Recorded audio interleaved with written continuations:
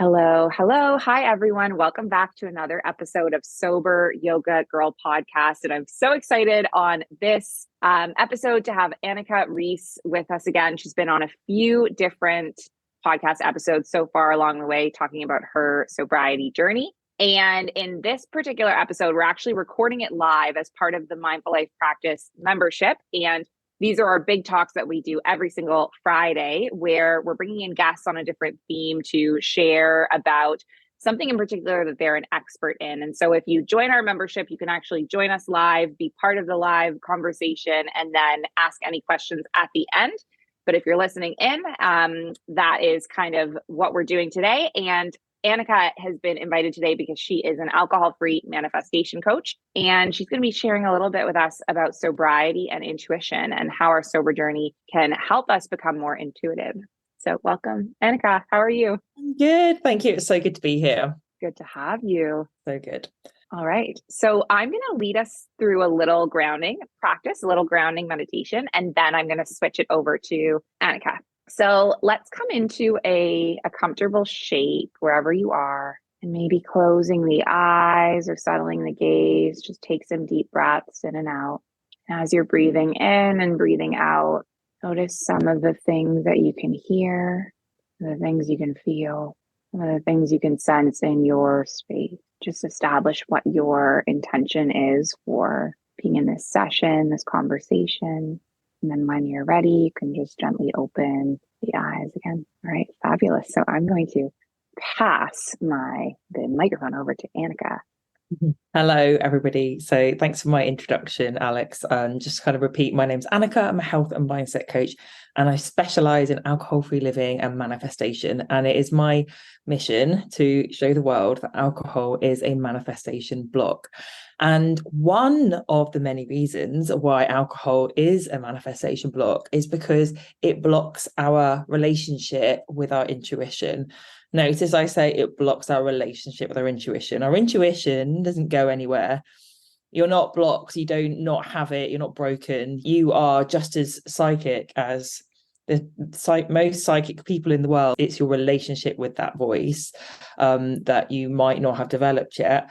And alcohol really, really, really held us back from that. So what do we mean by the word intuition? Well, our intuition is basically our relationship with our divine intelligence or our higher self, or our relationship with God. Some people might like to use that language, our relationship with the universe. And really, it's our inner compass, which is guiding us where to go and how to get towards our manifestations.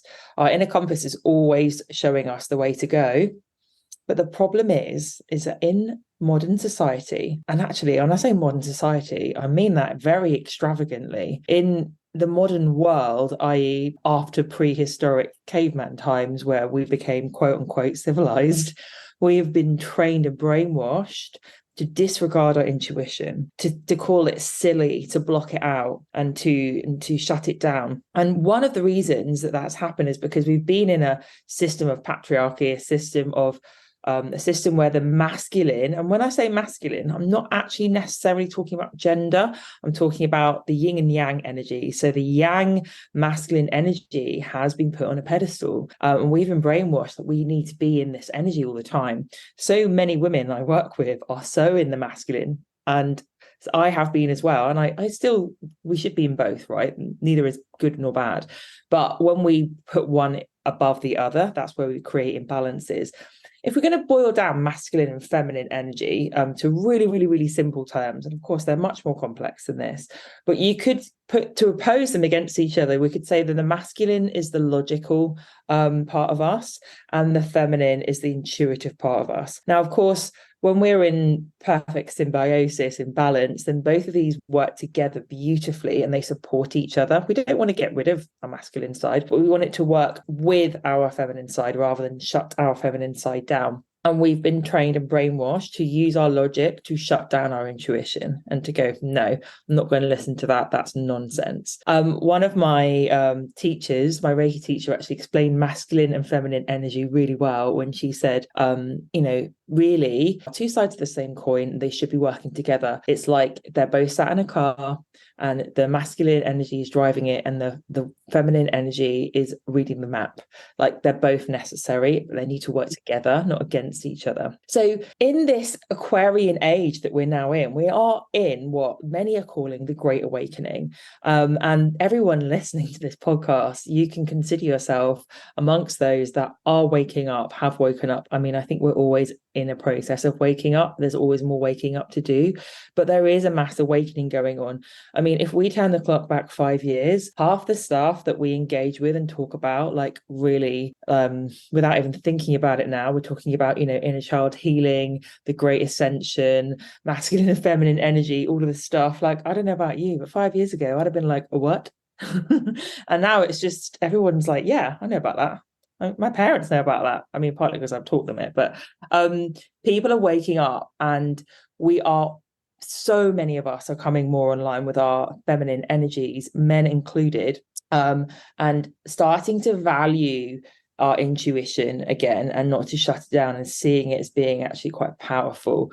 And yeah, the fact that we're in an Aquarian age, everything's connected. This is no accident. This is a part of the order of things. It should be happening right now. So when we think about that relationship then between our masculine and our feminine energy, we can also look at it from the aspect of our ego voice, and our voice of our intuition. So our ego voice is quite a masculine voice, and it's quite loud, and it also often comes from the energy of fear and catastrophe. Our ego is our sense of self in our human form, and it's often looking at protecting us, keeping us safe. And actually, it's the main thing that makes us get in our own way. Like, don't do that. People might laugh at you. Keep yourself safe. Don't do this. So if you think about manifestation purposes and our inner compass and moving towards that, what we want to manifest, our ego actually puts the brakes on a lot of the time, because it's like, oh, that's unfamiliar. That's not safe. Don't do that. Whereas our intuition doesn't use logic. It's like, yeah, let's just like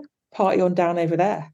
Like, I have no reason. Like, I just know that that's the place to go. It's the place to be. And the more we trust our intuition, the quicker we manifest, the quicker we get there. But the ego not always, and a lot of the time, it loves to talk us out of our intuitive hits. We'll have an intuitive hit. We'll be like, yeah, I'm going to do that thing, that random thing that's popped into my head. And by the time I usually get these in the shower. By the time I'm out of the shower and I'm like ready to write it down in my phone, my ego's like, oh, you can't afford to do that. We don't have time for that. No, that's a silly idea. And it tries to talk you out of it.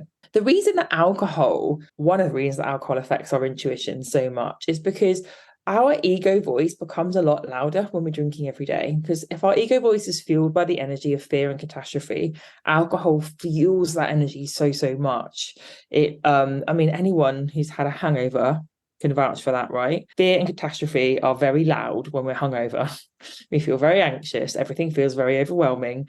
And actually, we get used to shutting our inner compass down when we're hungover, because we have so many synthetic feelings of fear and catastrophe and anxiety that we know always come when we're hungover, that we learn how to ignore ourselves. And alcohol, for me, is such a big act of self-ignoring. We ignore ourselves when we drink every day, when we go, oh, I don't want to feel that feeling. Let me pour some wine on it and it'll go away. We do that all the time. We don't feel things. We don't listen to our inner fire alarms. And then we also further train ourselves from all the synthetic anxiety and fear that's created in a hangover. Oh, I'm just going to ignore all of these feelings because they're not real. And we just get in this habit of ignoring ourselves all the time.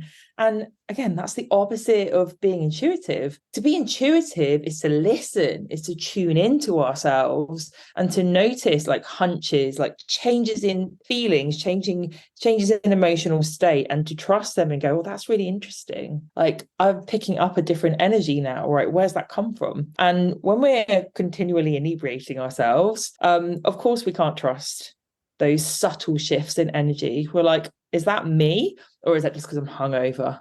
Is that me, or is it because I want to drink?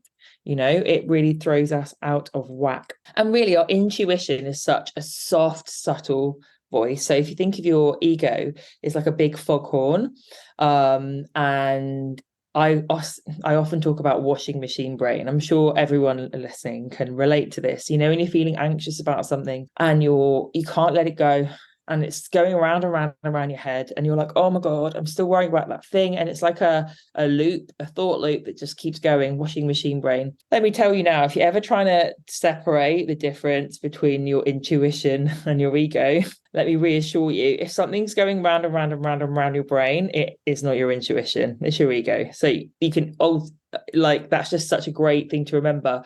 Oh, it's probably not true. If it's going round and round, it's probably really not true. Whereas if it, like your intuition, it drops in very softly, subtly, very neutral. There's no alarm, there's no panic.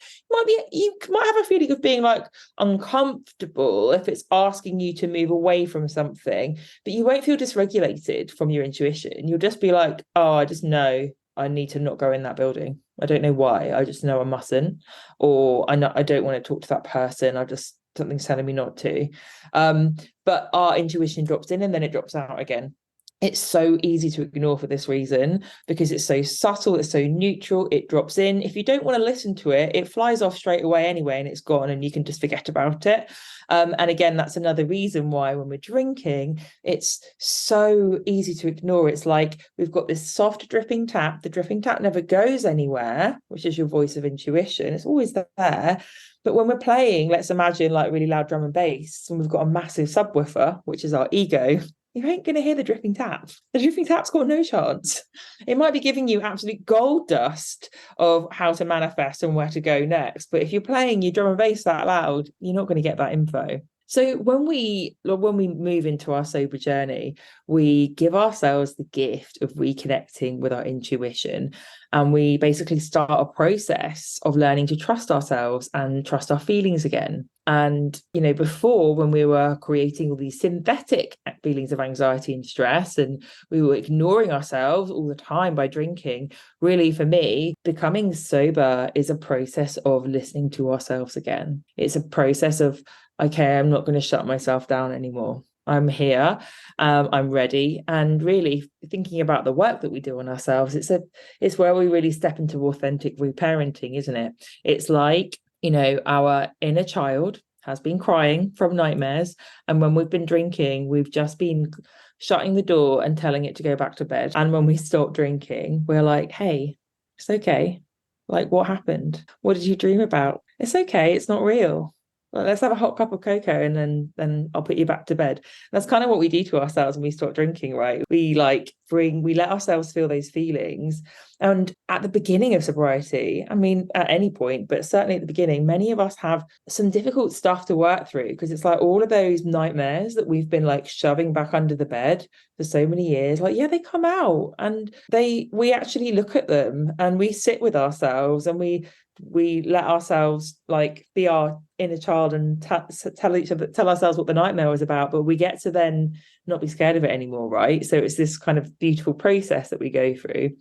And as we start to listen to ourselves, we begin to build a trust muscle with ourselves again, where we know we can trust what we're thinking and feeling. So now I know that if I'm in a really bad mood, it's for a reason. And it's okay for me to look at it and to honor and value why I'm in a bad mood. Now, I want to add a caveat to this, because I have noticed something that us women do a lot. And that is, we like to gaslight ourselves when we're on our periods. How many clients and friends have I heard say, oh, I'm like really upset about this thing. To be honest, I'm like due my period, so maybe I'm overreacting. And I'm like, whoa there. If you are feeling upset by something, you have every right to honor the fact that that thing has upset you. Stop gaslighting yourself. Sometimes we feel things more strongly, right, when we're like on our period, of course, and we might be like, maybe I need to regulate before I act on it, but it doesn't mean our feelings are not valid. No. And really, it's all about now knowing if I feel a certain way, there's a reason, and I get to look at that now, and I get to not shut myself down. So here is like a process that I like to go through when I'm like working with my inner guidance system and not shutting myself down, because now I see, like, when I feel something uncomfortable, I see it as really, really helpful. So if you think about like when we are manifesting, of course, we want to raise our vibrations. We want to feel as good as possible. And we all like feeling joy and euphoria. Okay. So if you think about it, in our like sat nav, our internal sat nav, our destination is always joy and euphoria. We are programmed to move towards those feelings. Okay. And that is your birthright to do so. It does not mean that when you are feeling uncomfortable feelings, and note, I do not call them bad feelings or negative, they're just uncomfortable. These are uncomfortable because you are meant to listen to them. The universe is shaking you by the shoulders, and it knows how to get your attention by making you feel uncomfortable. And these uncomfortable feelings are like road signs, and they're basically saying you need to turn left here, you need to turn right here, etc. Now, divine intelligence is very clever, right? Because it knows if it didn't make you feel uncomfortable, your ego would probably just override it and be like, nah, I'm not going to do that. So in order to like manage the ego, you've got to make us feel uncomfortable, and it kind of gets the ego to pipe down a little bit, it overrides it. And really, these uncomfortable feelings are kind of corrective experiences or corrective navigation, forcing us to take action, to heal something, to let go of something, to move in a different direction, to help us move towards joy and euphoria. So I want you to start seeing these uncomfortable feelings as just helpful, loving nudges from the universe. And what we're doing is we are using the feeling that comes up as energy, and we're alchemizing it. So really, all emotion is just an energetic gift. Emotion is energy. Okay. Think about anger. Anger is such a powerful energy. I love anger. Don't start to paint pictures of me because I've said that. Isn't it interesting that especially women in Western society, as soon as we hear the word anger, we're like, oh, I'm not an angry person, because that would make me a bad person and I'm not angry. Yeah, we've been trained to shame ourselves for feeling anger. Anger is nothing but cement for boundary setting. If we are feeling angry, our inner guidance system is saying you need to set a boundary here. Here's some oomph to do so. If we never felt angry, we'd just be doormats. We'd let people walk all over us. Anyway, I'm going off on a tangent here. So we when we feel something, we allow it. We allow ourselves to feel it. We're like, okay, fine, let me just feel this feeling. As we move through this feeling, we want to then focus on regulating ourselves. And Alex, I know, supports you with loads of different tools that you can use to regulate. Like yoga and meditation are incredible.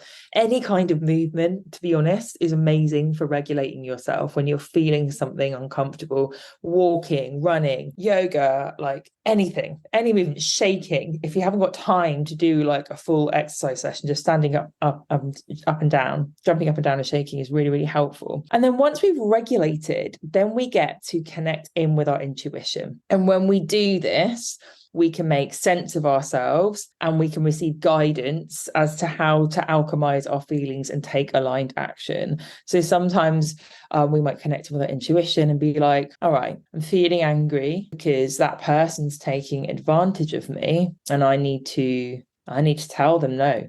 I need to tell them I don't want to do that. And everyone hates setting boundaries, right? So if we didn't have that oomph of anger, like we'd never bother. We'd never stick to it either. We get to listen to ourselves. Okay, so sounds easy, right? Oh yeah, just feel the feelings, like connect in with your intuition, and then you'll know what to do. And I bet you're all like, yeah, but how do you do that? So let's talk about how we receive intuitive hits. So first of all, you are not blocked. You get intuitive hits every day, all the time. You've just taught yourself to disregard them and think that they're silly. Your subconscious mind is a bridge to divine intelligence. So whenever you're really relaxed, you get your subconscious mind talks to you through the universe, talks to you through it. So when I say relax, like anything that makes us go onto that, like, that kind of like autopilot mode, it's really, you've gone onto a theta brainwave when you do that. So when you're in the shower, when you're driving long distances, when you're just doing things where you're like kind of moving but switched off, I find I go onto theta a lot. Also, like when we put ourselves into like a really deep meditative state, we go into a theta brainwave. And I also find I get so many intuitive hits when I do exercise, especially the more intense, the better. Like things just like drop in and I'm like, oh my God. And I know a lot of people have a similar experience. So first of all, just know that you're already getting intuitive hits. Your ego's so used to brushing them aside. Know that there are so many different parts of you, and every random thought that comes into your head is parts of you talking to you. It's spirit guides, it's that your higher self, it's sometimes it's your wounded inner child. So start to like get curious as to like where thoughts come from. We all, I'm sure you can all relate to, sometimes we have what I call like my like mummy voice. So like, when you're really, really, really sad and like you really just like had a good cry and you're feeling a bit hopeless, sometimes it kicks in and it's like, right, come on now, let's get up, we're gonna do this, have a bath. And you start to like look after yourself. It's like that that voice comes in and it starts to care for you. We all have spirit guides and parts of ourselves that do that. So you start tuning into them and trusting them and knowing that they are all there to give you divine intelligence. And something else to kind of just reassure you that you're channeling divine intelligence all the time. There's so many things in this world that are based on the same kind of foundational philosophy that people channeled without realizing they were channeling them. And they're like the same. So an example I love to give is if you look at the chakra system and then you look at Maslow's hierarchy of needs, they're like the same thing, but they haven't influenced each other in the 3D. Like both origins of those things would say, like, no, we thought of that on our own. Well, yeah, you did, but you were downloading it from source energy. So it's actually the same thing, isn't it? And there's so many examples of things like that. And if you think about like the Stone Age, for example, and the Iron Age, like there was no communication. There was not really any communication between tribes. They were all fighting each other. How do they all work out how to do the same things at the same time and like make fires and things? Like, because they were downloading it. So when you want to start working with your intuition, start just writing down like things that come into your mind. If you've ever got really into journaling, like sometimes you'll be journaling and you're like, oh, this is making me feel so nice. And like, I'm coming up with some really wise things. You're channeling, you're receiving downloads. When you are giving a friend advice, when you're like in full flow, you're giving your friend advice. And as you're speaking, you're like, oh my God, this is gold dust. Like, where's this even coming from? God, I'm good. I should do this. And like, you don't really know where it's coming from. Because we're channeling. To start to lean into those, write them down more. Another way that we receive intuitive hits is through signs and synchronicities.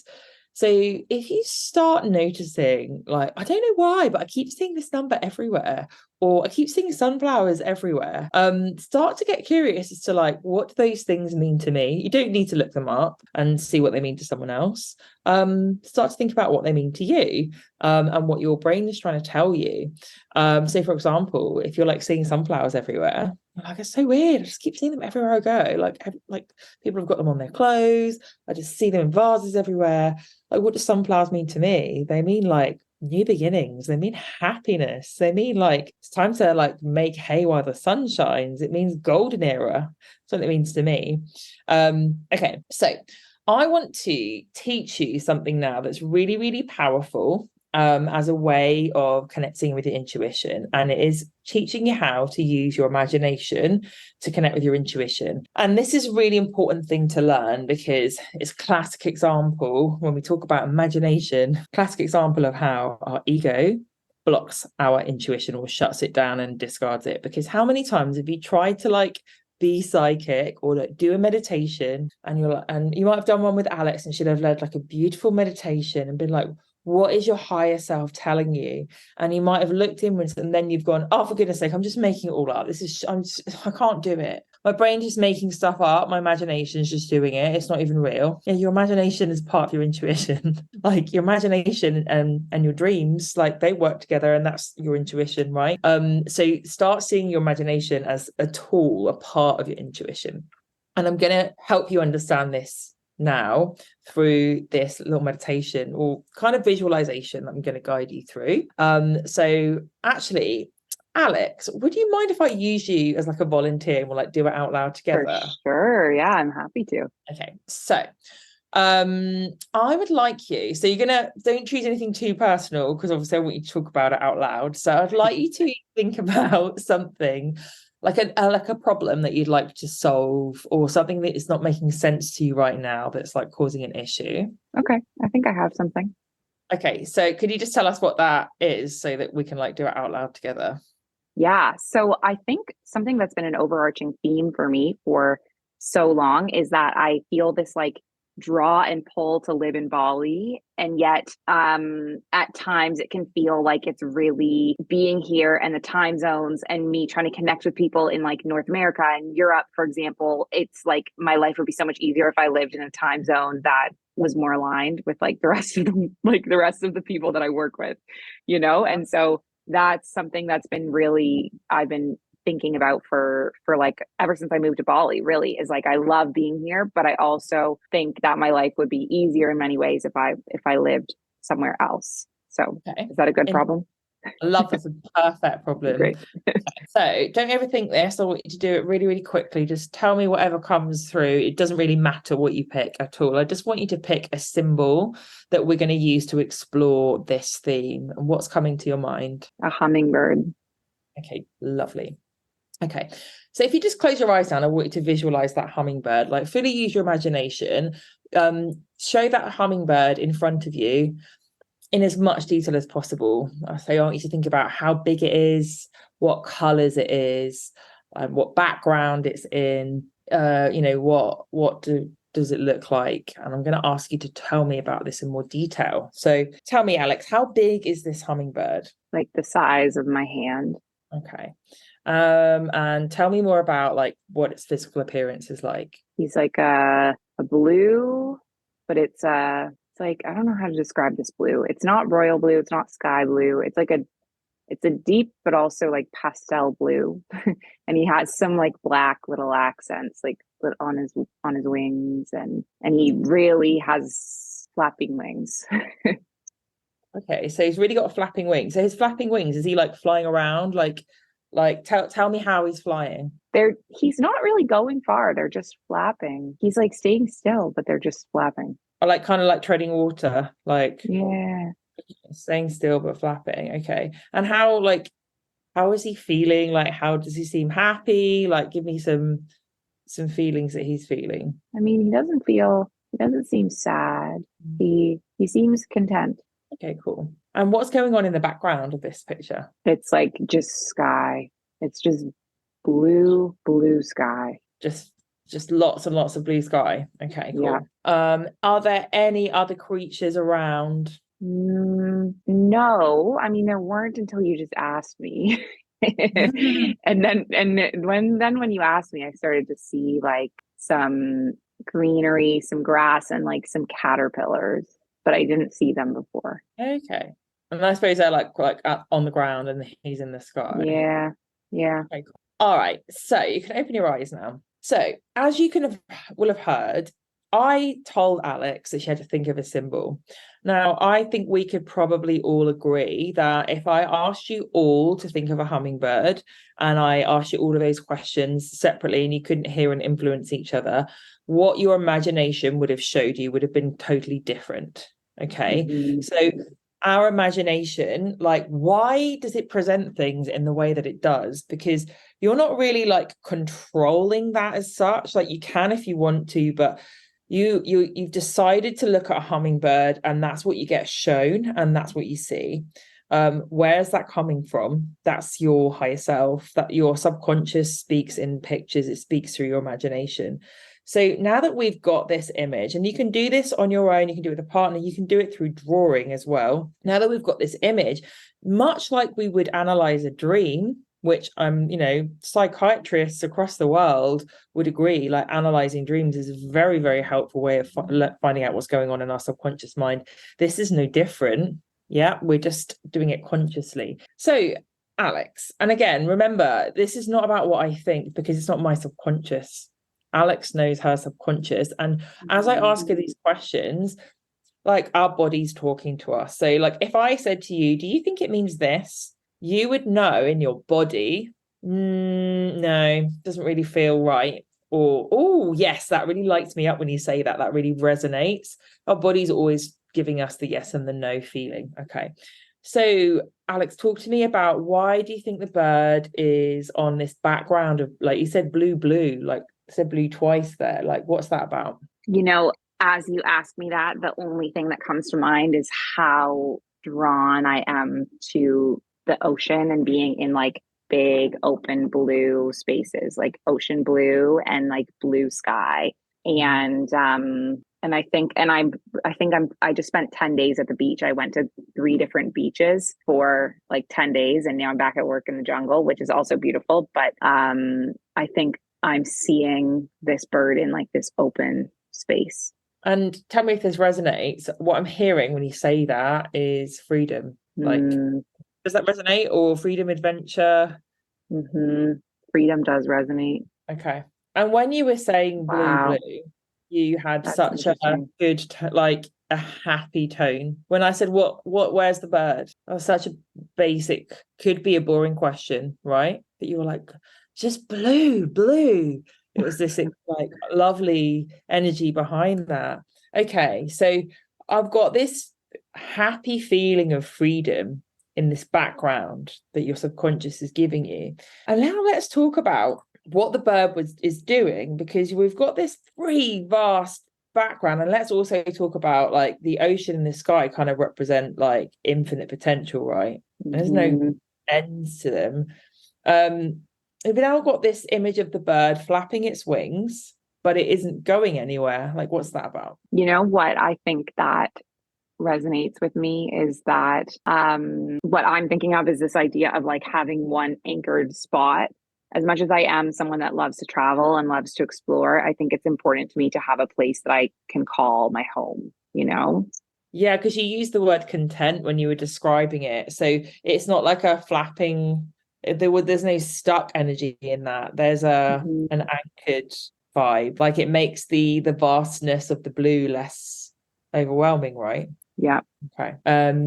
Interesting. Okay. I mean, is there any significance around the size of the bird? He says it's around the size of your hand. What's that about?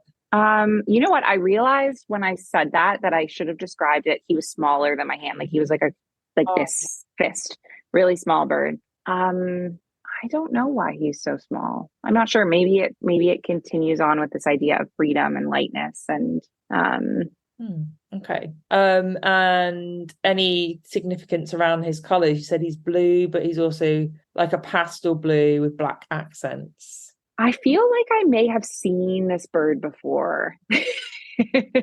Like, I don't know where. I feel like I'm describing a bird that I've seen in like a movie or something, like a cartoon movie or something.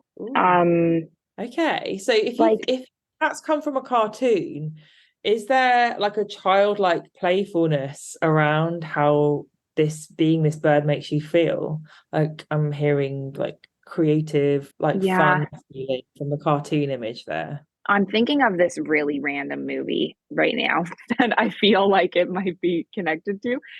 But I've only seen the movie once. It was like, God, it was this movie about this. It came out when I was in high school, and it was this princess who I think she was a Disney princess that ended up in real life, or the opposite. Like, she was a cartoon that ended up in New York or something. I think it might be called Enchanted. I'm gonna have to look it up after this. You know the movie I'm talking about? No, but I'm just psychoanalyzing what you're saying, and I'm like, I like where this is going. Okay, carry on. I mean, I don't know where it's going from here. It's just, this movie that's come to me that I really liked it. I went to see it in theaters in high school, and I was like, I thought it was going to be one of my favorite movies of like all time, and I just thought of it now for the first time in like.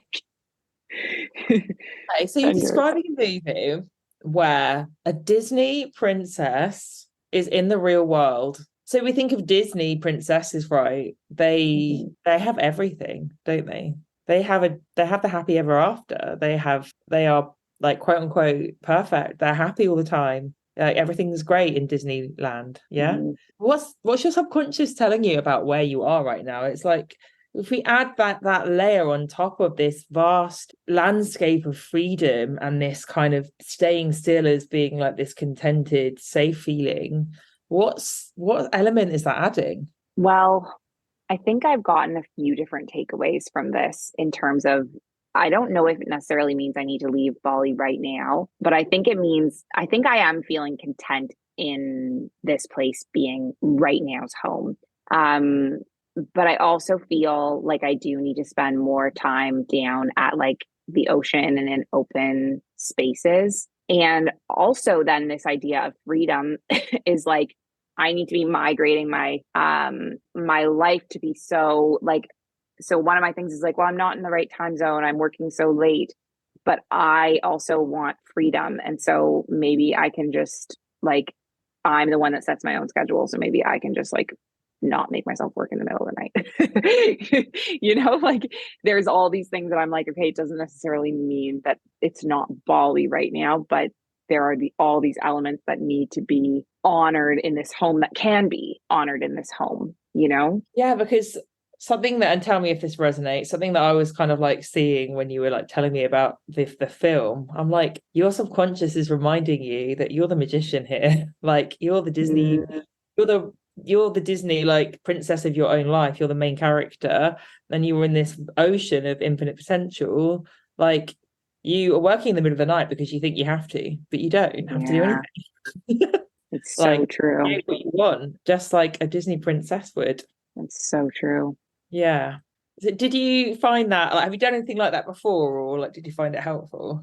I love that. I want to hire you to be my coach because I want to work through some other things that have come into my mind right now that I'm like, I can't do this on my podcast.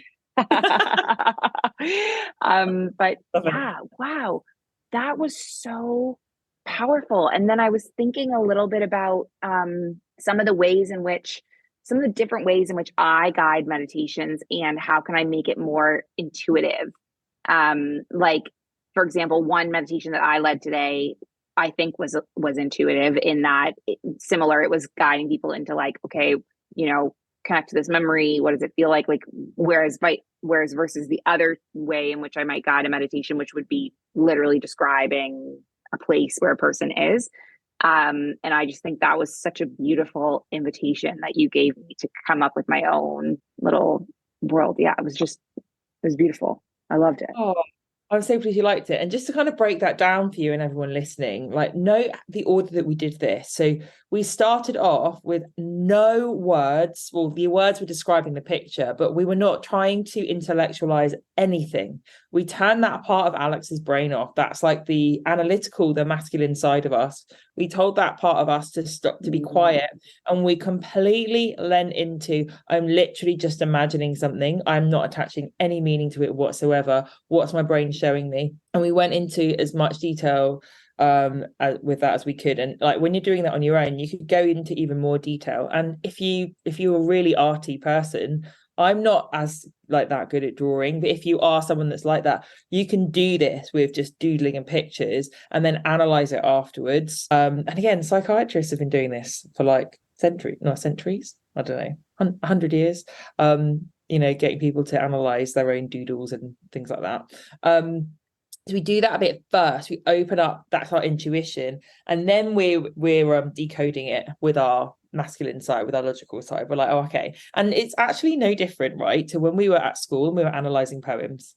Like, okay, what's the poet doing? Why have they done this? And you're analyzing, like, what's my higher self trying to show me here?